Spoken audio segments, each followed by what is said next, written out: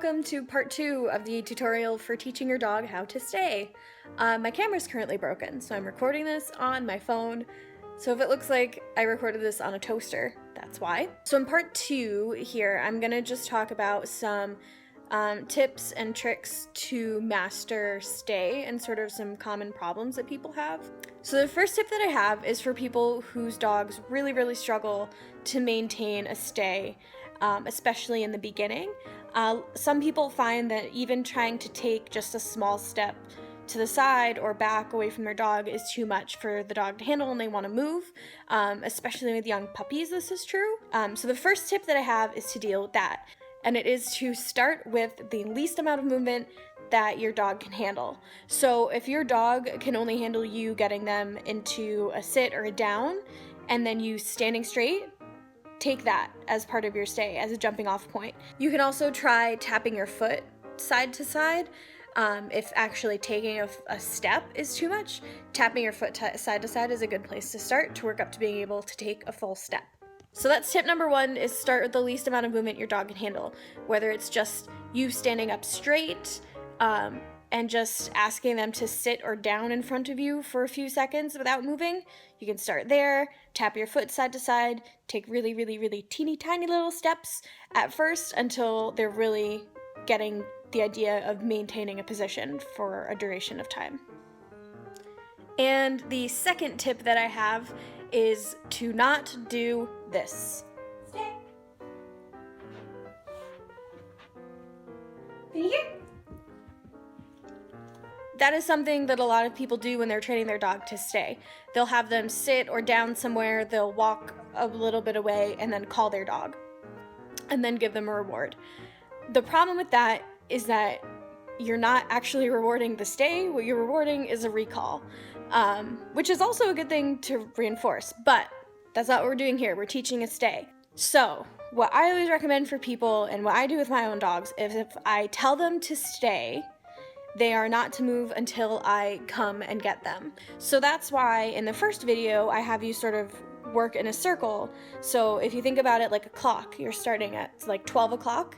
You only reward your dog when you get back to 12 o'clock again, not anywhere else, because you want to reinforce that position specifically that they're staying in, whether it's a sit or a down or a stand or whatever. If you tell your dog to sit and stay, you have to go back to them to give them their reward. But there is a way to do a similar behavior for teaching a recall, and that is to have 2 separate cues in your roster. So a stay and then a wait. And I use a wait cue to tell my dog, hold it right there, but there are more instructions coming. So if my dog is ahead of me on a trail, for example, and I ask them to wait, they'll stop wherever they are and they'll wait for me to catch up to them, to tell them to sit down, do something else. So that is a way that you can do recall, and I've got an example of that right here. Sit. Wait.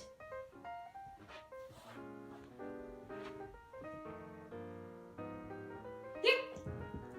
Good boy. So having a wait cue is something that you can use going in and out of doors, in and out of gates, waiting to cross the street, or whatever, telling them to wait, and then giving them another cue, let's go ahead, come on, whatever. So the wait cue tells your dog to hold it there for now, but there are more instructions coming.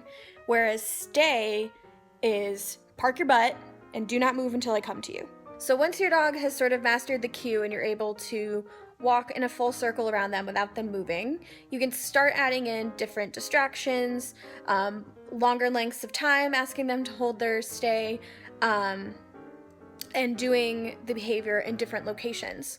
It is important to remember, though, that whenever you're adding something else to the behavior, to maybe take your criteria a step back. So if you're going to ask your dog to stay, for example, when you're outside, say on a walk or something, which is a great thing to practice because your dog is on leash, they can't get away. You can ask them to sit and stay and walk around them in a circle while you're out on their walk.